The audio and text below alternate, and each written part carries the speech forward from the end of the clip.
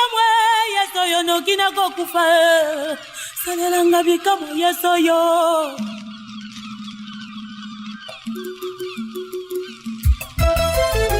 banguna na yo pona yesu bakokima esiko oyo ozali bakoloba yango sitokangaki eti mwana tolobaki akobonga lisusu te yo nani yo nani yo nani salelanga bikamwe salelanga bikamwe salelanga bikamwe yeso yo salelanga bikamwe yeso yo neli bikamwe pardon naluki yango nzambe. Mesdames, Messieurs, vous qui nous suivez à travers la ville de Pointe-Noire, dans les différents quartiers, Vungu, Mbota, Longili, Mvumvu, Lusala, centre-ville, j'en passe. En tout cas, nous voulons vous dire grand merci pour votre fidélité à cette tranche d'émission de la CDF, qui est votre émission d'ailleurs, car c'était bien cette émission-ci qui vous apporte des informations complètes sur la santé sexuelle et santé de la reproduction. Alors pour aujourd'hui, nous allons vous parler de la célébration de la journée mondiale de lutte contre le sida. Bien, d'aucuns se diront encore le sida, pourquoi on revient sur le sida? Mais ce qui est vrai, c'est que c'était jamais fini. Toutefois, je veux vous rappeler que nous savons que le 1er décembre de chaque année, il a été institué par les Nations Unies la célébration de la journée mondiale de lutte contre le sida. Voilà. Et pour cette 2021, le thème qui a été retenu par les Nations Unies s'intitule Mettre fin aux inégalités, mettre fin au sida, mettre fin aux pandémies en milieu jeune. Voilà, donc c'est à cette occasion qu'effectivement la CBF a voulu apporter sa contribution de la célébration de cette journée en organisant un certain nombre d'activités par le biais des jeunes. Parce que vous vous rappelez aussi, on l'a toujours dit, que nous, la CBF, nous avons autant les adultes, les femmes, que les jeunes, les hommes comme les jeunes, également, qui sont d'ailleurs organisés dans un mouvement qu'on appelle Mouvement d'action des jeunes de la CBF, autrement dit, le MAJ.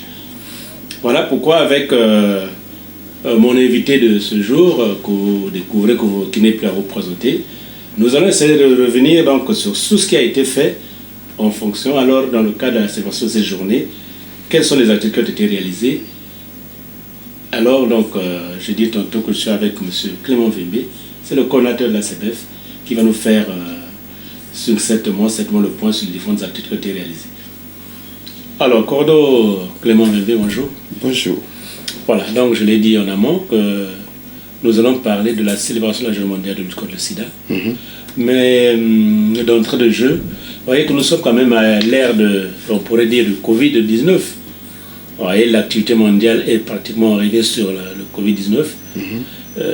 Qu'est-ce qui a motivé pour vous le fait que vous reveniez sur la célébration de cette journée-là?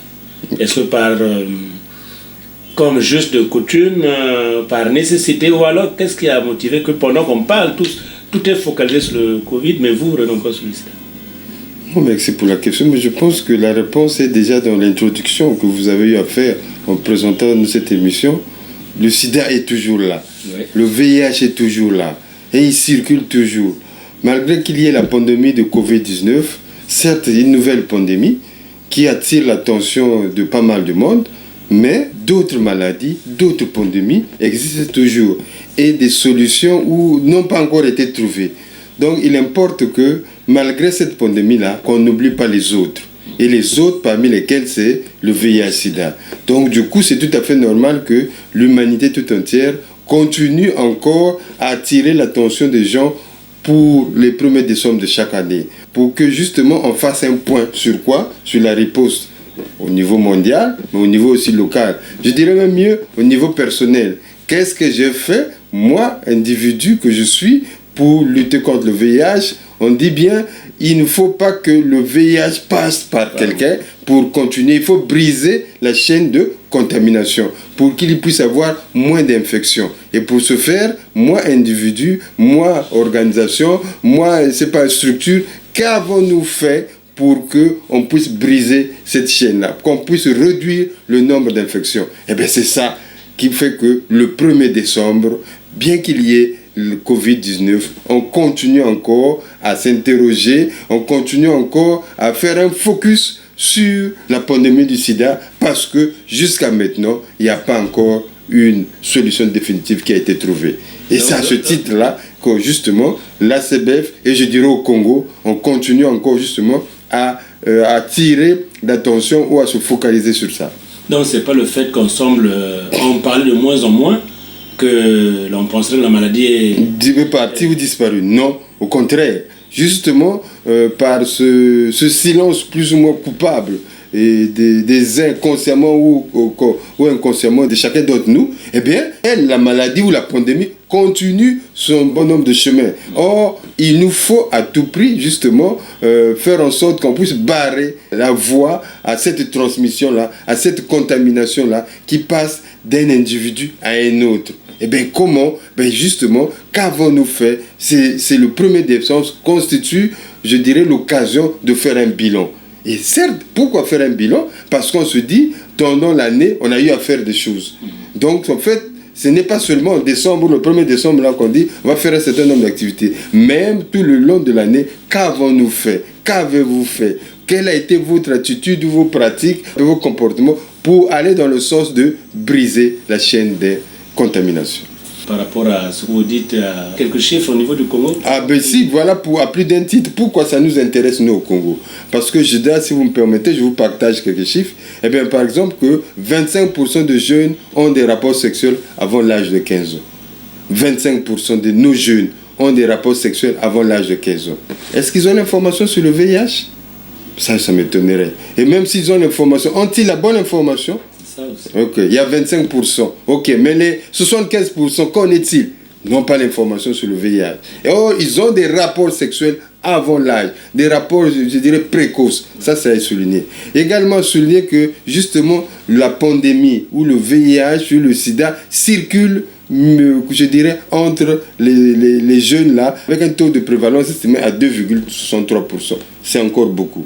Dans d'autres pays, ça a un peu baissé. C'est aussi dire que jusqu'à maintenant que vous parlons là, sûrement ça va augmenter, mais on a 82 000 personnes qui vivent avec le virus VIH-Sida. Ces chiffres que je vous donne sont des chiffres, je dirais, qui datent. Mais je suis sûr, par rapport aux estimations, sûrement ça a changé, mais pas à la baisse, je dirais à la hausse. Et également pour dire que dans ce groupe-là, on remarque qu'il y a plus de jeunes qui sont contaminés. Et même dans ces jeunes qui sont contaminés, on voit que la proportion change d'un sexe à un autre. Donc, c'est-à-dire qu'il y a plus de jeunes filles qui sont contaminées que de jeunes garçons. Et donc, tout ça, ce sont des chiffres qui devaient nous interpeller à plus d'un titre et nous amener à réagir. Voilà pourquoi la CBF a pensé que pourquoi ne pas faire un bilan, mais oui, organiser aussi des activités à l'occasion de cette journée. Puisque c'est pratiquement des rappels que l'on fait, VIH-Sida, ce couple en fait qui se sépare par là, dans le fond, qu'est-ce que ça signifie? Eh bien, VIH-Sida. Faisons simple, compliquons pas une définition scientifique, mais disons que le VIH, c'est le microbe, et le sida, c'est la maladie causée par qui? Par le VIH qui est le microbe. Donc c'est ça. Et voilà pourquoi on fait ce binôme-là, VIH-Sida. VIH, c'est le microbe qui donne la maladie appelée sida. Je l'ai dit tantôt dans mon introduction que vous avez réalisé un certain nombre d'activités. Oui. Et surtout par le biais des jeunes. C'est vrai que même si vous n'avez pas été sur le terrain, vous êtes coordinateur, vous les avez suivis de pas à pas. Quelles sont ces différentes activités qui ont été réalisées par les jeunes de la CBF relatives à la célébration de la journée mondiale de lutte contre le sida? Il faut dire que même en tant que coordonnateur, oui, j'ai été sur le terrain, même si ce sont les jeunes qui étaient au devant, mais j'ai été sur le terrain, je les ai accompagnés, et ensemble, on a déroulé les différentes activités par le jeune. Et pourquoi le jeune? Comme on l'a toujours dit au cours de nos émissions, à la CBF, les jeunes sont organisés. Ils sont organisés en ce qu'on appelle mouvement Action des jeunes. Et ils ont un bureau qui est élu au cours d'un forum local. Et justement, qui est membre du MAJ? Ce sont les jeunes dont l'âge varie entre 10 et 24 ans. Et donc, ce sont ces jeunes-là qui ont pris le lead, qui ont pris les devants pour aller parler à d'autres jeunes. Oui, vous me direz, pourquoi pas les adultes? Mais parce que les jeunes se comprennent mieux entre eux, s'identifient mieux entre eux. Donc quand un jeune parle à un jeune, ça passe mieux, et mieux ils ont leur langage, ils ont leur code, ils ont leur signe. Bref, ils se comprennent mieux. Et donc ce que nous avons eu à faire, eh bien, on est parti avec les jeunes qui ont eu à travailler. Essentiellement 2 types d'activités. On a fait des activités avant le décembre et on a fait avant le 1er décembre, et on a fait aussi des activités à partir du 1er décembre, je dirais jusqu'au 5 ou au 10 décembre. Donc ce sont ces 2 activités-là avant et après que nous avons eu à organiser. Oui, on peut savoir quelles sont ces activités effectivement, peut-être. Exemple, avant, on a organisé ce qu'on appelle des journées portes ouvertes. Journées portes ouvertes où? À notre clinique. Donc nous avons une clinique et on a constaté que, c'est pas seulement à la CBF, on a constaté que les jeunes viennent moins se faire consulter, à participer ou à venir faire des consultations ou se livrer ou dire ce qui leur touche en ce qui concerne leur sexualité. Et pourtant, à partir de 15 ans ou moins de 15 ans, certains se donnent déjà aux activités sexuelles.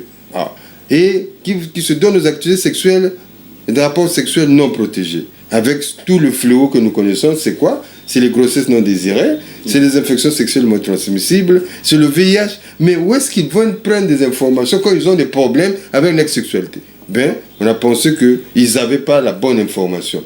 Donc, on a organisé, je dirais, 4 journées de portes ouvertes où on a pris d'abord nos jeunes, nous, on les a formés, on a pris une douzaine, on les a formés, et après, on a pensé que il faut les dérouler ou les mettre sur le terrain. Et là, on a été à Tchétché, on a été à l'Océage, on a été au Grand Marché, on a été à Mvumvu, on a été au Fond Tchétché, on a été à Mpaka. Et donc, ce sont ces quartiers-là où nos 12 jeunes, pendant 4 jours, 5 jours, se sont déployés pour donner l'information. Surtout, tu t'adonnes aux activités sexuelles. Si tu as des problèmes, tu as besoin d'informations sur ta sexualité ou pour un certain nombre de problèmes auxquels tu es confronté, il y a une clinique qui est à côté, l'ACBF. Mais mieux, c'est aussi dire que même si vous ne pouvez pas venir à l'ACBF, si vous avez des problèmes de santé en ce qui concerne votre sexualité, ne procédez pas à l'automédication, allez-y dans un centre de santé le plus proche. Et ça, nous savons que l'État congolais a fait un certain nombre d'efforts,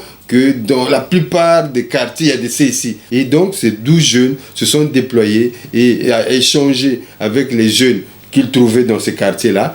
Et bien, à la fin, les jeunes qui étaient intéressés pour venir se faire consulter à l'ACBF, on leur donnait un petit ticket qu'on appelle des tickets de référence, qui leur permettait de venir. Et du coup, ils étaient reçus sur le tapis rouge où ils avaient droit à une réduction de consultation, ils avaient droit à une réduction sur certaines prestations, notamment l'examen des urines et CBU, le PV, le prélèvement vaginal, ou le PU. Bref, ces jeunes-là, qu'ils avaient des problèmes de santé au niveau de leur sexualité, permettez-moi le terme, eh bien, ils avaient la possibilité de venir à l'OCH, à la clinique de l'OCH, se faire consulter à bas prix pour avoir des informations. Donc, en fait, ils jouaient ce rôle-là. Mais aussi, mieux, on a pensé aussi, s'il y avait le face-à-face, le présentiel, on a pensé que les jeunes, pour la plupart, ils sont où? Dans les réseaux sociaux. Et bien là également, on a formé nos jeunes à travailler dans les réseaux sociaux. Donc là aussi, nos jeunes à nous, disposés avec leur appareil à être dans les réseaux sociaux pour ventiler l'information que vous pouvez aller à la CBF, vous pouvez aller au centre de santé le plus proche pour que toi qui es jeune, tu as des problèmes de santé, tu as des questions que tu te poses sur ta sexualité, ne t'arrête pas chez toi, ne pense pas à l'automédication, va à la CBF ou va au centre de santé le plus proche. C'est vrai aussi dire que le problème aussi, quand on dit pourquoi nos jeunes ne fréquentent pas beaucoup les structures de santé. Peut-être aussi. Oui, Cordo, peut-être ça m'amène à demander si vous savez que chez nous, le problème du sexe est un problème tabou. Oui. Est-ce que la confidentialité est acquise Mais peut-être c'est ça qu'il faut rechercher. Rechercher dans l'accueil, rechercher dans la confidentialité, rechercher dans l'attitude à avoir vis-à-vis des jeunes. C'est vrai, dans la plupart de nos structures de santé, peut-être il y a moins de jeunes. À la CBF, on fait cet effort-là, que ce soit un adulte ou un jeune qui travaille chez la CBF, on lui a appris comment recevoir les gens. Voyez-vous, si un jeune de 15 ans, de 16 ans, je ne sais pas moi, de 19, 24, arrive à la CBF, personne ne va le juger. S'il dit je vais acheter un préservatif, personne ne va dire oh, mais aussi bandaka. Non. personne ne va le... Si un jeune vient dire que moi, quand je fais pipi, j'ai des douleurs, personne ne va dire pourquoi. Non, au contraire, on va avoir une attitude qui fera en sorte qu'on essaie de comprendre ce jeune-là. On essaie de lui parler, de l'orienter et de le prendre en charge. Cela suppose que ça est dans un cadre bien précis. C'est-à-dire que ce qu'il va se dire d'abord dans un bureau bien fermé, et il n'y a que le prestataire de santé, l'infirmière ou la sage-femme qui se trouve devant ce jeune, et ça reste entre eux. On a besoin que l'agent de santé puisse juger ce jeune, puisse le culpabiliser pour dire que c'est un péché, tu n'as pas le droit de faire ça. Non. Nous, c'est pas comme ça. Nous, on essaie plutôt de traiter, le problème au fond. Si ce jeune homme-là vient avec des problèmes de IST, comment prendre en charge, ainsi de suite. Mais on ne juge pas la personne et on ne prend pas les informations que nous avons pour dire ok, je vais appeler ton père, je vais appeler ta mère pour lui dire que toi, tu es venu ici, tu souffres de telle maladie ou telle autre maladie. Mais au contraire, c'est les prendre, comme qui dirait en douceur, les mettre en confiance. Les mettre en confiance, essayer de le comprendre et lui donner les armes. Parce qu'on peut traiter l'infection, après on lui donne les armes ou la bonne information que... Pour ne plus retomber dans... Voilà, c'est ça. Donc nous ne jugeons pas, nous essayons de nous mettre à la place de ce jeune homme-là, et après, de cette jeune fille, et après, la prise en charge, on lui donne un certain nombre d'informations, pour nous qui constituent des armes, des outils qui feraient qu'il ne retombe plus dans le même état. Et ça, c'était ce que nous avons fait le 1er décembre. Ok, ce sont les journées portes ouvertes, le cordon est en train de nous le dire. Peut-être qu'avant que je pose la question sur le bilan, s'il y a eu un bilan, quelle est l'autre activité que vous avez pu mener en dehors des journées portes ouvertes? Tout juste maintenant, à partir du 1er décembre, on a pensé qu'il fallait maintenant aller dans l'établissement. Avant, on était dans le milieu grand public, et après, à partir du 1er décembre, nous sommes allés dans les établissements. Pourquoi les établissements? Parce que là-bas, on trouve les jeunes. Et les jeunes, je dirais, organisés. Et donc, nous avons été au CTF Tambo-Madeleine, nous avons été au lycée technique commercial de l'OCH, nous avons été au lycée 30 Max à Tiettié, ainsi qu'au CG 30 Max, toujours à Tiettié. Et là, en fait, on avait prévu, je dirais, toucher 1000 élèves, mais nous sommes allés au-delà. Au-delà, c'est-à-dire que les statistiques nous prouvent à suffisance que nous sommes à atteindre 1766 jeunes que nous avons touchés. Et par le biais justement de ces établissements-là qui nous ont mis à notre disposition. Et même là, si le temps nous était donné, parce qu'on est arrivé à la période où dans certains établissements, c'était des compositions et des devoirs. Et donc, du coup, certaines salles seulement qui nous étaient réservées. Mais si on avait la possibilité de demeurer, de faire rien que pour un seul établissement, 3-4 jours, on aurait touché plus de personnes. Et c'est là que nous avons été dans ces établissements. Toujours nos jeunes sont allés dans ces établissements-là pour donner l'information, parler aux jeunes. Parler sur quoi? Eh bien, sur les IST. Parler sur quoi? Sur le VIH-Sida. Parler sur quoi? Sur les méthodes contraceptives modernes. Et on terminait toujours par quoi? Par une démonstration du port du préservatif. C'est capital pour lutter contre le VIH, pour lutter contre les IST, pour lutter contre les grossesses non désirées. Eh bien, pour le jeune, c'est important qu'on lui parle on lui fasse la démonstration du préservatif. Beaucoup ne le font pas. Beaucoup le font, mais ne le font pas de manière correcte. Et du coup, ils sont exposés à tous ces fléaux que je viens de citer. Donc, on a été dans ces établissements-là pour faire ce travail.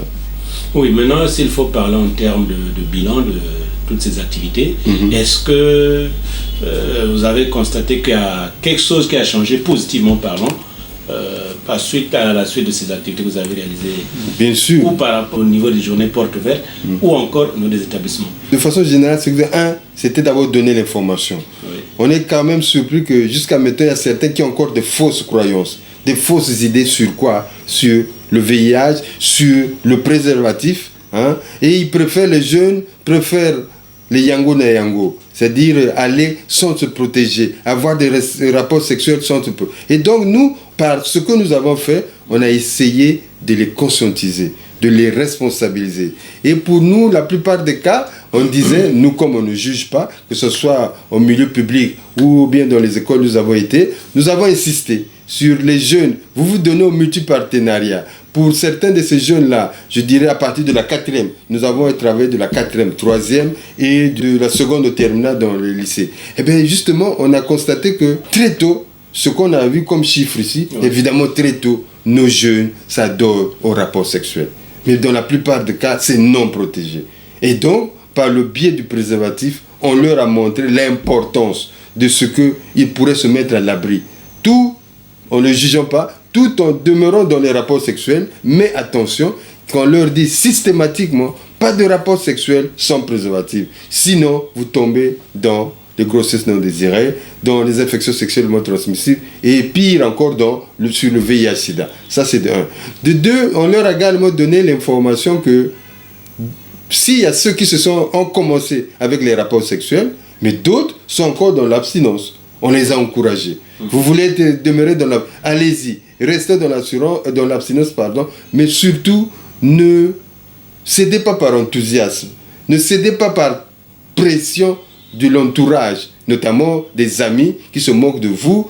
Oui, toi là, tu n'as pas de rapport sexuel, donc tu seras malade bientôt, ou bien ça va te monter à la tête, ou bien le sperme là fera une boule, ou tu seras malade, on va te périr. Bref, on a encore ces idées-là qui circulent au milieu jeune. Et donc, pour montrer que le jeune là, lui aussi, il est capable, et bref, il va directement dans. Donc, on a encouragé tous ceux ou celles qui sont dans l'abstinence de continuer, parce que justement, ça leur permettra d'être un peu plus sereins dans leur étude, et bien qu'ils continuent comme ça.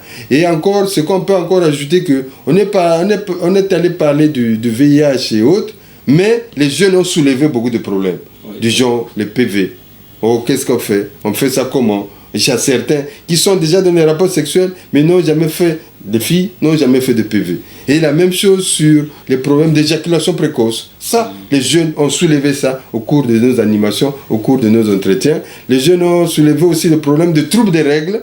Hein? Ça aussi, il y a certains qui en ont. Donc, vous voyez, on est tellement parti souvent parler du VIH, mais les jeunes ont eu à parler d'autres problèmes qui les touchent. Mais ça montre à suffisance qu'il y a un problème de communication. Ces jeunes-là ont des problèmes, mais ils ne savent pas à qui s'adresser. Et donc, la CBEF, par ce qu'elle fait, constitue un moyen pour ces jeunes-là d'avoir des informations, mieux la bonne information sur les problèmes de sexualité qui les minent. Bon, mais je pose donc la question parce qu'au vu de votre essai, ça semble expliquer que ça a été une bonne chose. Sinon, j'allais demander finalement comment est-ce que les jeunes vous accueillent dans ce milieu-là, dans ces milieux-là. Dans ces milieux, je dirais, nous sommes bien accueillis. D'abord, c'est entre les jeunes, et en plus, ils parlent d'un sujet qui est tabou entre parents, mais entre les jeunes, c'est pas tabou. Tout parle de ce domaine. Donc, du coup, je pense que c'était bien fait pour nous d'utiliser nos jeunes pour parler à d'autres jeunes. Et là, ils se livrent, ils disent tout ce qu'ils veulent. Et c'est ça. Et mieux encore, je dirais, puisque la possibilité leur a été donnée de faire l'examen du dépistage. Nous avons été surpris que beaucoup de jeunes se sont inscrits pour dire « Moi, je veux connaître mon statut sérologique.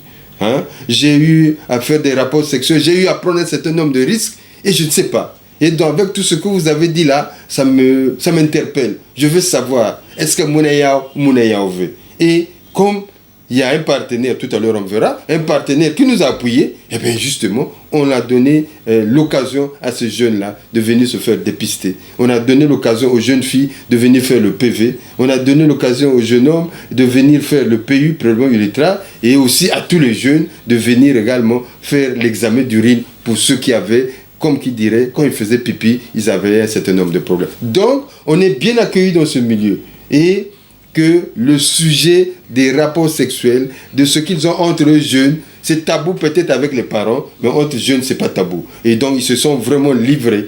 Hein. Et pour nous aussi, c'était une occasion, on disait, nos animations, là, on nous donnait quoi, 2 heures maximum. Donc, on ne pouvait pas tout voir. Et c'était pour nous une occasion aussi d'orienter les jeunes. Donc, en fait, une journée porte ouverte bis. On disait, pour d'autres préoccupations qu'on n'a pas eu le temps d'aborder, venez à la CBF. Et là aussi, on a vu qu'il y a beaucoup de jeunes qui sont venus à la CBF, beaucoup de jeunes qui se sont, comme qui dirait, qui ont adhéré au mouvement Action des Jeunes. Et ça nous réconforte. Nous allons dans les établissements, nous n'y demeurons pas. Mais il nous faut des relais. Mais où trouver les relais? Il faut trouver des jeunes capable de donner la même bonne information à d'autres jeunes, même s'il n'est pas à la CBF, mais il a été formé par la CBF. Il a été coaché par les jeunes de la CBF. Et c'est ça que nous recherchons. Donc pour nous, c'est à Tambou-Madeleine, au lycée technique commercial de l'OCH, au lycée 30 Max et au CG 30 Max, c'est ça. On veut former des relais pour qu'ils prennent la relève. Et nous, peut-être, on viendra de temps en temps regarder, mais vraiment que les jeunes eux-mêmes prennent la relève. Que un élève ou une élève à l'école a un problème de tout ce que nous avons soulevé, il n'a pas besoin de courir à la CBF, mais il ira seulement voir ce jeune père-là qui est dans son établissement, qui a été formé pour lui poser des questions et pour lui demander que faire. Voilà, c'est ce qu'on a fait. Certainement que l'ambition serait de couvrir le maximum des établissements, pour ne pas dire tous les établissements. Mais entre-temps, du côté de la CBF, c'est vrai, vous demandez aux jeunes qu'il faut se faire suivre sanitairement, il faut se faire dépister au VIH, ainsi de suite. Bon, quelles sont les dispositions à votre niveau que vous prenez si toutefois le monde afflue chez vous? Ah ouais, c'est bien dit, parce que s'ils affluent, on se déborder, on ne sera pas capable. Voilà pourquoi, lorsque nous étions dans les établissements, où nous étions au milieu, dans les quartiers populaires là, on demandait aux gens de s'inscrire. Il y a une liste qui est faite. Et où les gens s'inscrivent, il y a un numéro de téléphone, et à partir de là, nous prenons rendez-vous. Parce que s'ils viennent comme ça en masse, on ne pourrait pas. Nous ne sommes qu'une clinique, mais je dirais, nous sommes limités. Et il faut dire qu'à part les jeunes, il y a d'autres patients ou patientes qui viennent déjà. Donc du coup, si tous les 1000 jeunes débarquent comme ça, ou les 800 jeunes, non, on ne pourra pas les accueillir. Donc on est fait de faire la programmation. Ça c'est de 1. De 2, nous sommes une association, on a des moyens limités. Nous ne sommes pas une structure étatique, ou bien nous ne sommes pas une structure privée qui a beaucoup de moyens. Et du coup, on ne peut pas faire les examens si on n'a pas de seringue, si on n'a pas d'alcool, si on n'a pas de coton, si on n'a pas de gants, si on n'a pas de réactifs, bref, tout ça. Et on est obligé, parfois peut-être c'est tout ça aussi qui limite, parce que même les jeunes, mais vous avez faut faire les prix de certains examens à 500 000 francs, lui il trouve encore 500 000 francs, c'est beaucoup, ça lui permet de faire autre chose. Et ça, on a été faire des plaidoyers, et il y a un partenaire de la place qui a répondu positivement à notre requête. C'est la société Congo Terminal, qui a dit, ok, je ne peux pas peut-être prendre tous les jeunes, mais je table sur 300 jeunes. Ce qui est beaucoup déjà. Par examen, on a appris ensemble 3 examens, donc le PV, le prélèvement urétral, les CBU et le dépistage, 4 examens. Et à chaque examen, 300. Donc vous voyez, ça nous fait près de 1200 là. Ouais. Et ça, le Congo Terminal a accepté de prendre ça en charge pour dire, ça va vous peser sur votre budget. Vous ne pourrez pas supporter cela. Et les jeunes eux-mêmes aussi ne pourront pas avoir l'argent pour venir faire le dépistage. C'est pour nous faire tous les examens là. Et la société Congo Terminal a accepté de subventionner, de mettre la main à la poche. Et c'est pour nous une occasion plus que jamais de les remercier, de nous avoir aidés, d'avoir surtout aidé ces jeunes-là. Et donc justement, c'est par ce genre de partenariat-là qui nous permet d'aller de l'avant. Un autre exemple de partenariat, de plaidoyer, c'est avec le FINIAP, le Fonds des Nations Unies pour la population. Nous avons organisé des journées portes ouvertes. Il nous faut déplacer les jeunes, il nous faut habiller les jeunes, il nous faut les former, il nous faut, comme on appelle, mettre à leur disposition un certain nombre de documentation, aller déplier autres, les habiller et aller sur les réseaux sociaux. Il faut du crédit pour l'Internet. Tout ça, eh bien, le FINIAP a dit, je prends ma charge. Mettez les jeunes sur le terrain, moi je veux m'en occuper. Donc pour nous, si on n'avait pas ce genre de partenariat-là, je suis sûr qu'on n'aurait même pas un quart de tout ce qu'on a eu à citer ici là.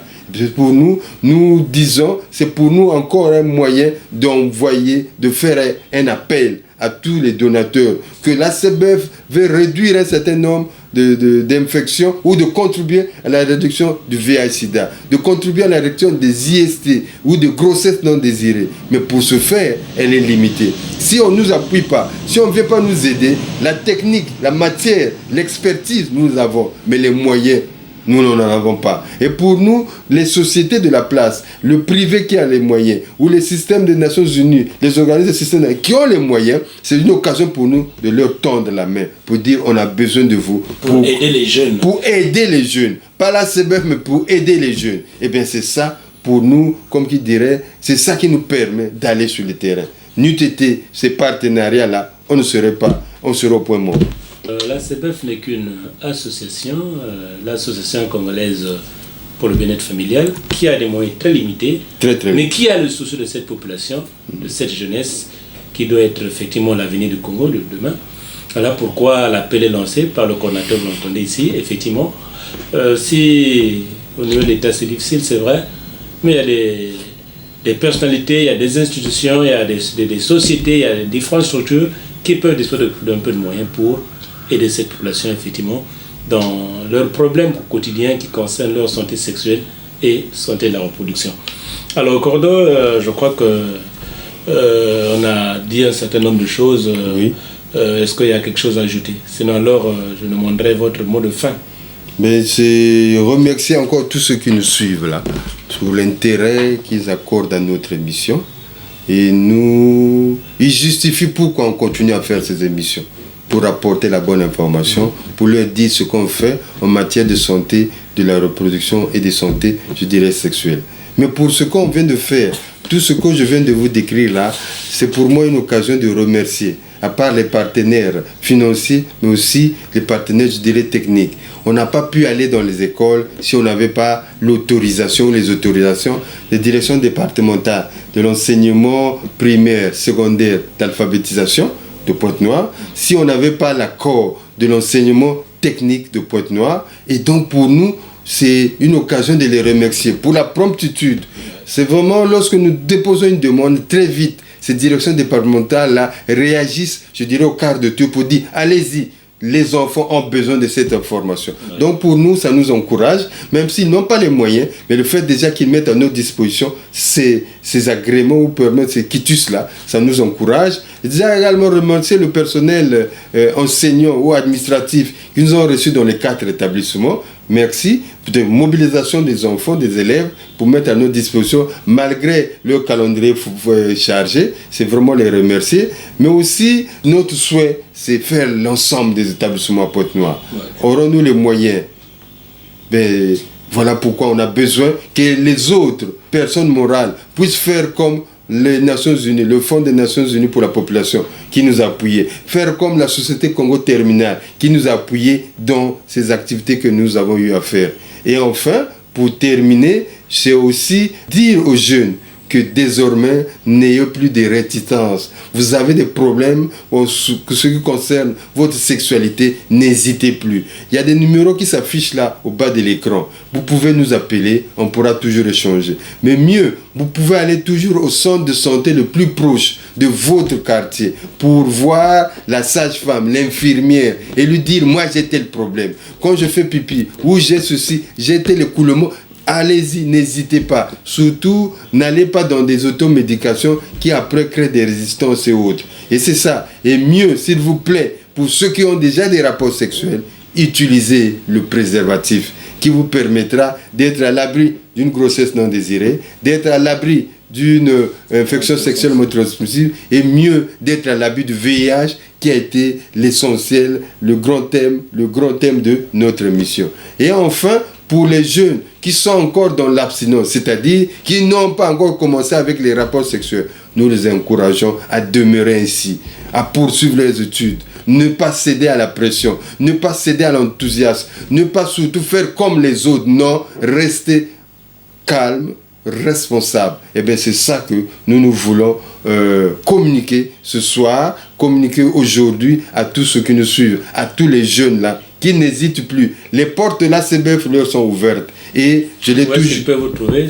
à l'OCH. Nous sommes à l'OCH, sur Borbo, arrêt Baguette d'Or, à côté de la pharmacie La Grande. Et bien là, ils viendront, ils trouveront des gens formés, disponibles à les écouter, à les conseiller, à les orienter et à les prendre en charge. Et chaque jour, de lundi à vendredi, c'est ouvert de 8h à 15h et le samedi de 8h à 12h. Donc venez, vraiment, n'hésitez pas, appelez et pour que nous puissions, comme on se dire, vous donner des informations et je dirais mieux, se renseigner, c'est gratuit. Même si les autres examens, on dit qu'on va demander de l'argent, mais c'est gratuit. Mais aussi, en profiter pour dire que tous ceux qui se sont inscrits, pendant que nous avons été dans les quartiers, nous avons été dans les écoles, il y a déjà d'autres qui sont passés, mais les autres, on va vous appeler pour que petit à petit, vous passez faire les examens comme prévu gratuitement. Pourquoi? Parce qu'il y a une société de la place, Congo Terminal, qui a payé ces examens-là pour vous. Donc nous, là, on ne fait que la programmation. Pourquoi? On est une petite structure, on ne peut pas vous recevoir les 800 ou les 900 personnes en un jour. On est obligé de faire des groupes de 20, des groupes de 50 au fur et à mesure. Voilà ce que je vous pouvais dire à tous ceux qui nous suivent. Et surtout, nous voulons le meilleur pour la nouvelle année 2022. Voilà. En tout cas, je ne sais pas quels sont les mots meilleurs que je trouverai en dehors de ce que le coordinateur a dit. Mais je crois que nous allons donc au terme de notre émission. Et pour ceux qui nous ont suivis, ce que vous avez retenu, il faut le mettre en application. Je crois que c'est la meilleure des choses. Parce qu'après tout, la jeunesse, je l'ai dit tantôt, c'est l'avenir de demain. Mais une jeunesse sans sida, c'est une jeunesse qui serait effectivement au firmament demain pour notre avance de notre pays. Voilà pourquoi, avec l'ACBF, on vous l'a dit.